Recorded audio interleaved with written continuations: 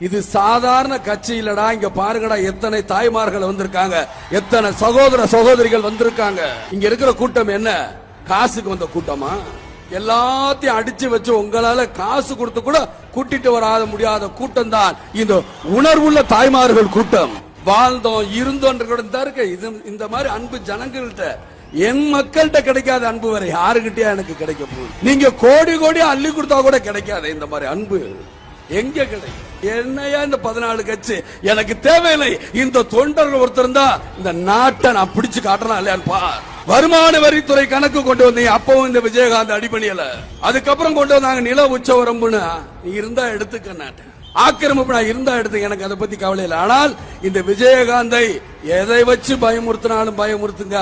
ஆனா விஜயகாந்த் எதை வேணுமாலும் நீங்க விலை கொடுத்து வாங்குங்க. ஆனால் என்கிட்ட இருக்க தைரியத்தை மாத்திரம் உங்களால் விலை கொடுத்து வாங்கவே முடியாது.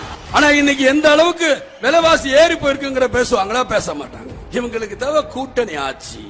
தனித்தனியாக தேர்தல வந்து நில்லுங்க, நான் சந்திக்கிறேன். உங்களால முடியுதா? என்ன பிஞ்சு பிஞ்சு படா பிடிச்சு போலீஸ் ஸ்டேஷன்ல போடுங்க. என்ன பண்றீங்க? ஜெயில போடுவீங்களா இல்ல கொல்லுவீங்களா? கொண்டு போங்க. என்ன பண்ணிருவீங்க? நீங்க கூட்டணி வச்சுக்கிறீங்களா? கூட்டணி வச்சுக்கிறீங்களா?